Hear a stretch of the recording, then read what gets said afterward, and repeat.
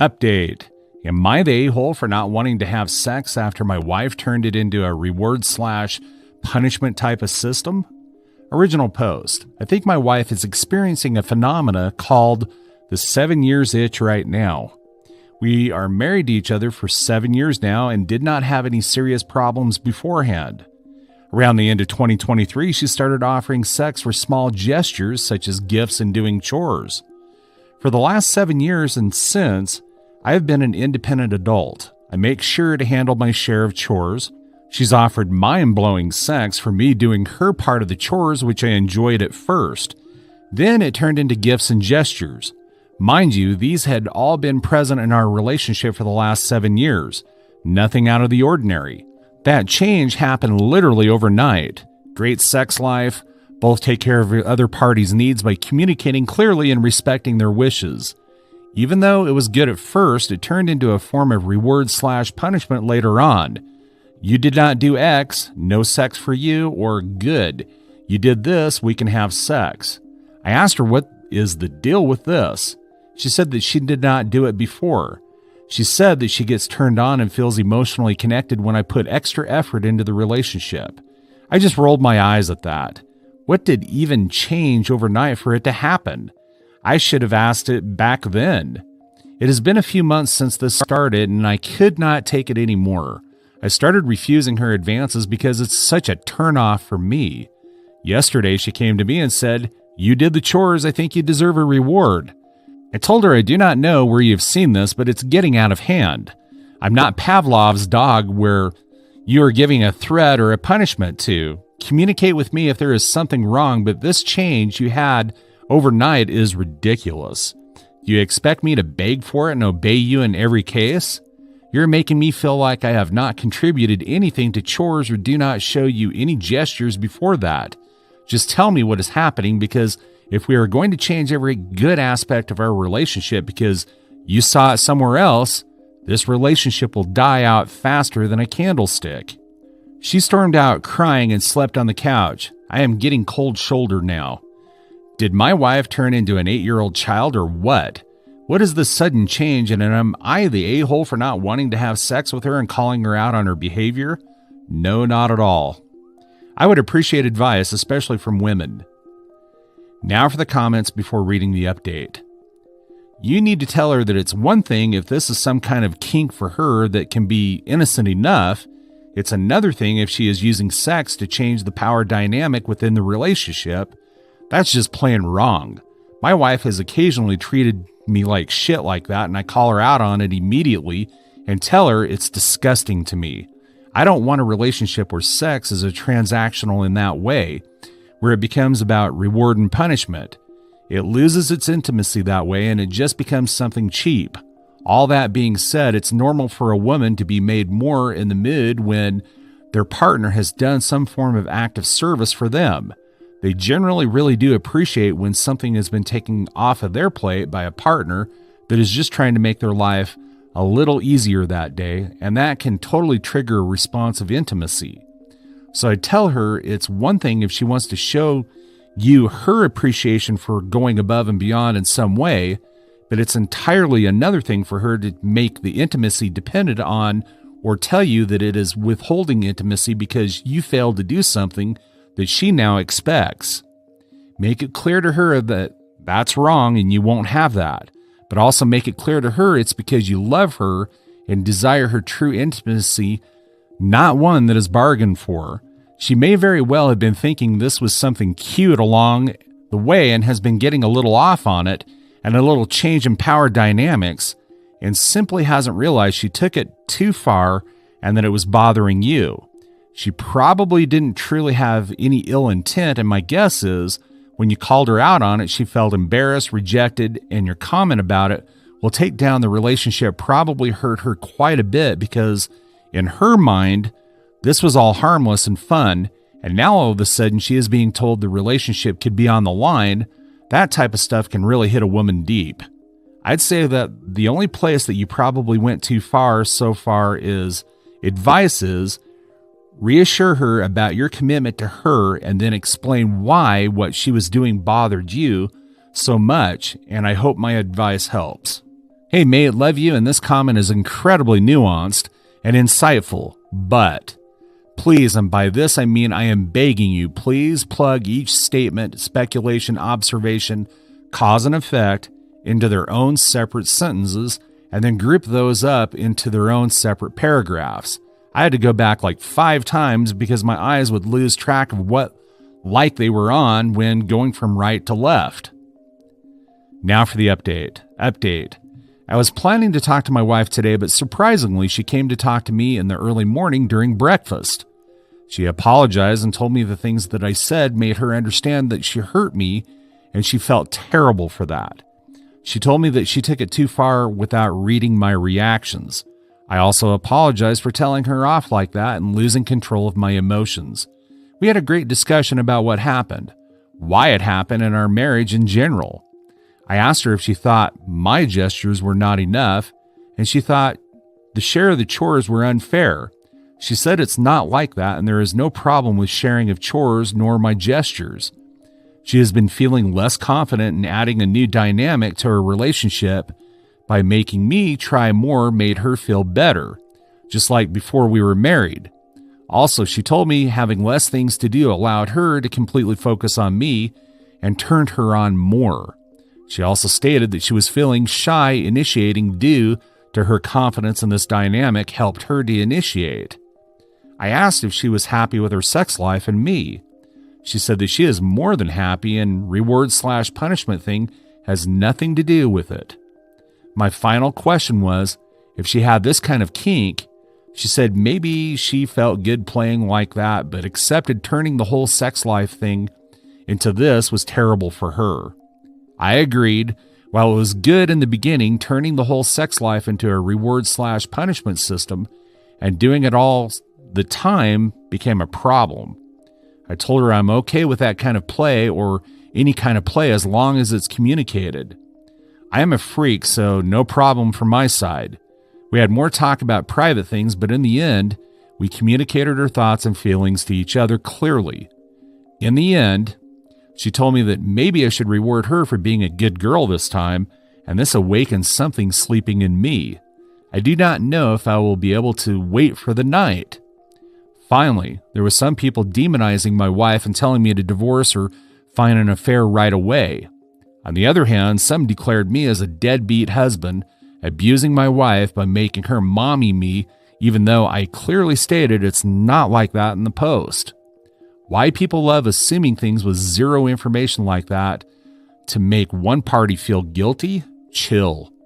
The problem is solved, and I would say that with that challenge, our love and sex life will level up from the looks of it. Thank you all for the suggestions and help. Cheers. Story 2. Am I the a-hole for telling my stepdaughter she is welcome to go live with her mother full time because I won't get rid of my Harry Potter themed bookcase? Plus update. Original post. I'm having a bit of a family drama and need a reality check about if I'm being unreasonable here.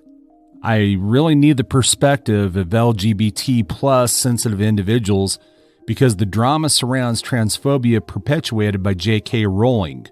My stepdaughter is going through a pretty tough time. The last couple years have been really rough on her. She's been dealing with bullying at school, being held back a year, not getting along with her mom's new husband, self-harm and identity issues. Lots of questioning of her sexuality and gender.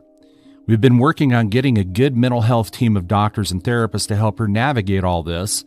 Please know we aren't throwing her to the wolves or internet to deal with it all by herself. I've been in her life since she was 7. We've always had a pretty good, though not terribly close relationship. I have not taken on a parental role, but have always tried to make myself available to her. Until last year, her mom had primary custody and her dad had weekends with alternating holidays. Last year, due to the issues with her school and mom's house, my stepdaughter requested that custody arrangements be changed. Since she came to live with my husband and I full time, there has been quite a bit of friction between the two of us. One of the biggest points of contention is my Harry Potter fandom, particularly the bookcase and my supposed transphobia, due to my apparently wrong stance when it comes to politics and regarding trans issues in our country. I grew up in the heyday. So many of my childhood and teen memories are tied to the franchise. My friends and I were all really into it. We attend midnight book releases dressed up in costume for movie releases, through HP-themed parties when we wanted to hang out, etc. In many ways, it shaped the course of our entire lives. Those same friends and I joined our high school's botany club because of herbology. That unlocked a lifelong passion of mine, and my career is working with plants. Over the years, I've collected quite a bit of memorabilia, many of which are gifts.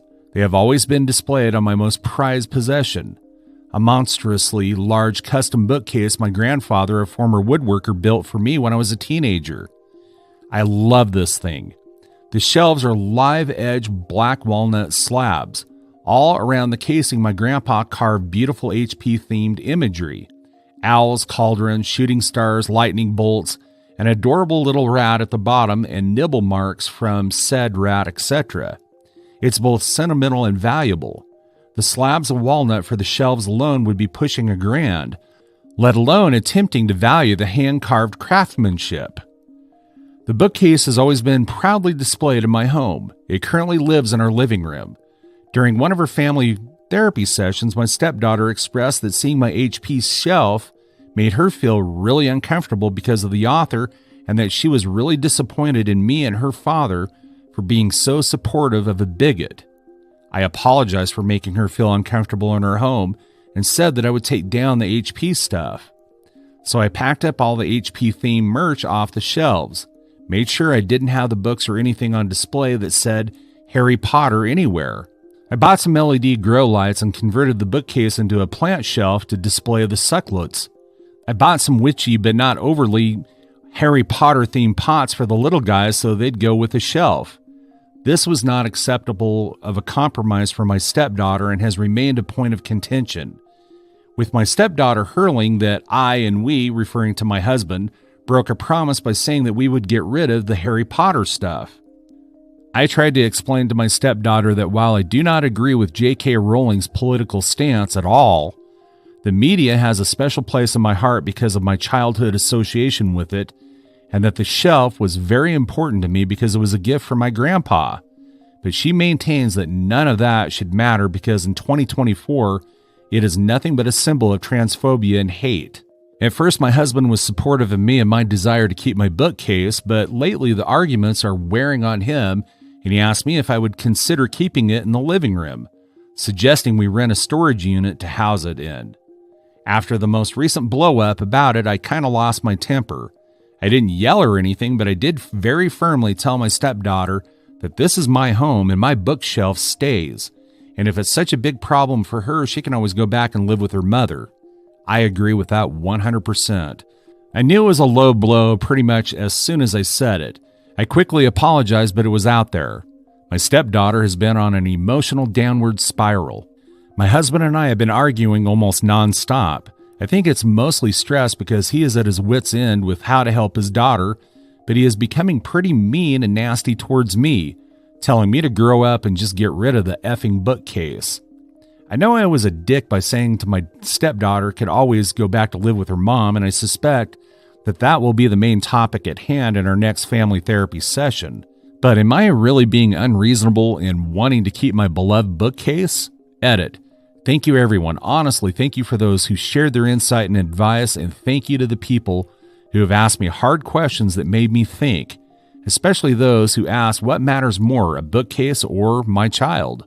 I've been reflecting really hard on what my bookcase means to me and why it's so important. I'm hitting some deep truths I don't think I was ready to recognize about how I really feel about my relationship with my stepdaughter. All in all, I think we just need to shelf some things until our next therapy session. I'll see myself out. Now for the update. Someone asked if I could update this situation, and I'll try my best to summarize the past several weeks. My husband and I spoke about the situation. He apologized for being snappish with me and agreed that SD was being unreasonable about the bookcase. He ultimately agreed to back me about it, and he and I are just as tight as we have ever been. I once again apologized to my stepdaughter for the remark I said out of frustration about her moving back with her mom. I reiterated that our home is her home too, and she is always welcome here. That even though families sometimes fight and disagree, we are family. But the general argument about HP, J.K. Rowling, and my bookcase continued to escalate for a couple of weeks. And then the discontent about that started to bleed over into complaints about me. She started to be more disrespectful and sarcastic. During all of this, we are still attending her family therapy sessions. Our therapist was pretty certain that the misbehavior was anxiety related and didn't suggest that we give in to the demands to have the bookcase removed and wanted to just keep working on things the way that we have been. Well, stepdaughter's disrespectful attitude hit a climax. She called me the C word and some other choice things within my husband's earshot. My husband honestly kind of lost it on her. I don't think I have ever seen him that angry before. He was bright red and vein-popping angry as he marched her into her room and declared, "You will not speak to my wife in such a way." This was probably the first time my stepdaughter has ever seen her dad angry, let alone anger directed at her. It left her pretty shook, like that was her rock bottom. We ended up needing to do a couple emergency session with her counselor because there was concern about her relapsing with some self-destructive issues that she's been working on. But that incident led us to having a breakthrough. Her counselor invited my husband and I into one of her sessions, and she had a bit of a breakdown. Basically, she was dealing with a lot of existential dread and a lot of fear due to politics and it being an election year. That ended up being an excellent opening for us to bond. This is going to sound silly, but I was able to pull up my social media timelines back to 2016, and I showed her some of the things that I had written or shared with me back then. She was able to see that I shared a lot of the same fears that she has. So we have all had some really big talks about things like feeling helpless when things are out of your control, about disengaging from the media machine, from your own mental health, etc. Things have been on the upswing ever since. Before she left for her mom's this past weekend, she even gave me a Mother's Day gift, an adorable little planner that says, "Caution, mandrakes." I love it. I put one of my favorite props in it, and it is in front and center on the bookcase now. Story 3. Am I, 28 female, pregnant with twins, crazy for feeling like my husband, 30 male, is gaslighting and not supporting my thoughts on rehoming our dog, 2.5 months, who has bitten multiple times. My husband, 30 male, and I, 28 female, have gotten our second retriever, who was already 75 pounds at 9 months, living in a small apartment with a full-time nursing student. She said that she just can't give him the life he needs because of school and where she lives. We took him in. We started socializing him early on, and I worked on training. I work from home so I can take him training, feeding, and providing attention to him. He had bit me a handful of times because he didn't want to listen when I told him to stop or leave it, not touching him. Each time he had bitten me, my husband questions me and asks, "What are you doing? Why would he bite you?" Or, "Don't discipline him. You know he's going to bite." Never does he ask if I'm okay or come and handle the situation, but instead says dismissive things like it's my fault. We had taken him to the beach once, and he was sitting with me on the beach while my husband was in the ocean. A toddler and a dad came up to ask if they could pet him. I said yes. The next thing I know, he bites the kid. I was mortified and anxious, asked if he's okay, and they quickly walked away. I told my husband, and he was not bothered by it. After that, anytime we go on vacation, I drop him off at a boarding. One of the places, after watching him a few times, had told me they are happy to watch our one dog, but they can't watch him. This boarding place is not only boarding, but a board and train facility who is highly recommended in our community. I'm embarrassed. He continues to bite and snap, and my husband continues to dismiss and question me like, "Well, why didn't the dad come and get me when he bit his child?" Or, "Yeah, right. Why would they watch one of our dogs and not him?" I had multiple times told him I'm concerned about our safety because it's unpredictable and it's hard to train. Mind you, I'm the one that stays at home and works full-time for the government, works as a pet sitter as a side hustle, manages the home, fixes things, and calls professionals out when needed. The pets, the vacations, and the finances. My husband just graduated medical school, so he wasn't making money, and even now I manage the finances. My husband and I have advanced degrees, but with him having been in medical school and now residency, I have the most flexibility to take care of basically everything. All I'm asking for in my marriage is understanding, sympathy, and support. Not that we have to agree on everything. I've been very unhappy in my own house and anxious when guests come over, especially the little ones or pregnant friends. I say it's time to get rid of the dog, I think. I'm tired of my husband saying his experience with him is different and doesn't see why I don't want him. As a side note, my husband is like this with every me issue and dismisses toxic, concerning behavior from our dog and his mom. I was exhausted of his responses to everything serious and saying it's fine or questioning me that I attempted S. After my attempt, I tried telling my husband that we need to get him a behaviorist and or training. I had called several places and got quotes. He told me and our therapist that he doesn't want to spend money on it, really my money, and that we can do it ourselves, and he honestly doesn't think he needs training. My goodness, this guy's blind. I bit the bullet and paid for training because my husband is so desperate to keep him. Literally, at the first assessment, the trainer said, "I could see why you would be concerned. You have to decide what you want. Once you decide to start a family, you have to think about what is best. He is a pretty dog, and sure, he will quickly find a home if you choose to do that. You're not a bad person for considering to rehome him." My mom tried talking to him about the dog, and my mom's perspective is that came off as this is a her problem, and I don't see the issue. Even recently, now that I'm pregnant, his brothers have all agreed that our dog is a lot and that they all have to consider the safety of their babies. My husband has told me you don't need to resent him or how I'll be a bad mom because I have favorites. This week, my husband was bitten for the first time and he has drawn blood. My husband, who is a doctor, didn't want to go get stitches from his work, so I superglued his wound. He hasn't told any of his friends, family, or his doctor friends. He continues to say, yeah, it's a concern, but I don't think he will bite our children. Oh my gosh. And how it was his fault that he had gotten bitten in the first place. I'm just tired of how my husband doesn't think that this dog is a concern, that actually he is fine and doesn't need help, and that he makes multiple comments about how I will be as a mother to my kids. I've tried and done everything, and it feels like my husband picks the dog over my mental health, the safety of our family, and honestly, what is best for our dog before he is put down. Am I overreacting? How I treat my one dog versus my other animals will make me a bad parent? Am I delusional and should continue to give our dog a chance? Just need some perspective. That's all for today. If you're enjoying this story, please like the video and share your thoughts in the comments section down below. Thank you.